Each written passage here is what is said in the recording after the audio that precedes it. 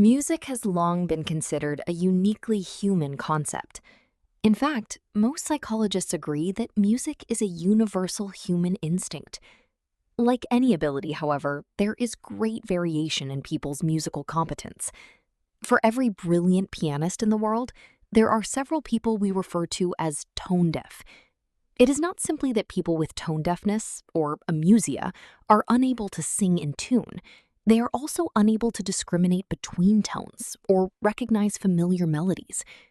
Such a disorder can occur after some sort of brain damage, but recently, research has been undertaken in an attempt to discover the cause of congenital amusia, when people are born with the condition, which is not associated with any brain damage, hearing problems, or lack of exposure to music.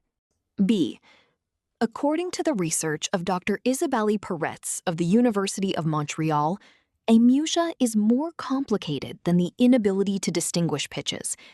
An amusic, a person who has the condition of amusia, can distinguish between two pitches that are far apart, but cannot tell the difference between intervals smaller than a half step on the Western diatonic scale, while most people can easily distinguish differences smaller than that.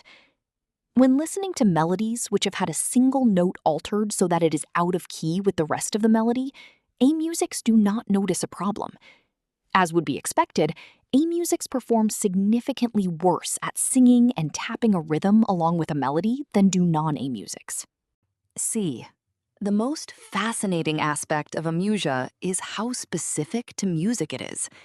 Because of music's close ties to language, it might be expected that a musical impairment may be caused by a language impairment. Studies suggest, however, that language and music ability are independent of one another. People with brain damage in areas critical to language are often still able to sing, despite being unable to communicate through speech. Moreover, while amusics show deficiencies in their recognition of pitch differences in melodies, they show no difficulties recognizing pitch differences in speech. Speakers of tonal languages, such as Chinese, do not report having any difficulty discriminating between words that differ only in their intonation. The linguistic cues inherent in speech make discrimination of meaning much easier for amusics. Amusics are also successful most of the time at detecting the mood of a melody, can identify a speaker based on his or her voice, and can discriminate and identify environmental sounds. D. Recent work has been focused on locating the part of the brain that is responsible for amusia.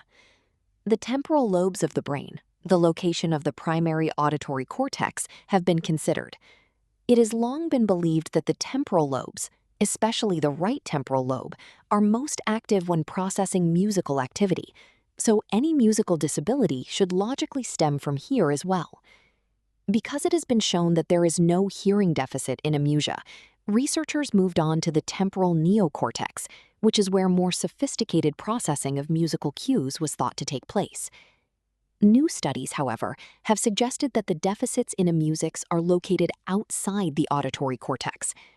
Brain scans of amusics do not show any reaction at all to differences smaller than a half step, but when changes in tones are large, their brains overreact, showing twice as much activity on the right side of the brain as a normal brain hearing the same thing.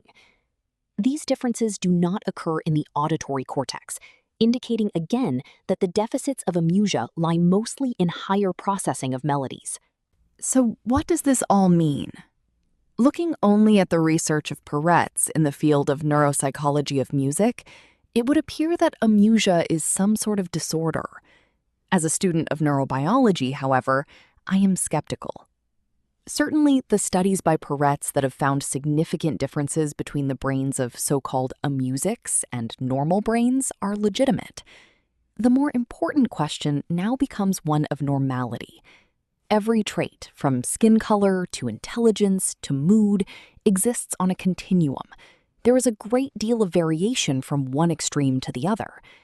Just because we recognize that basic musical ability is something that the vast majority of people have, this doesn't mean that the lack of it is abnormal. F. What makes an amusic worse off than a musical prodigy? Musical ability is culturally valued and may have been a factor in survival at one point in human history.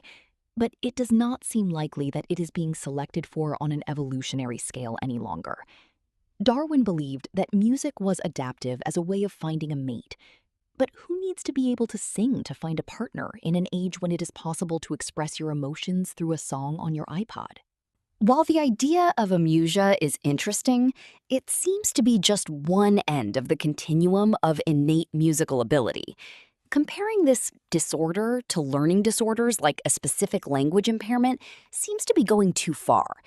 Before amusia can be declared a disability, further research must be done to determine whether lack of musical ability is actually detrimental in any way.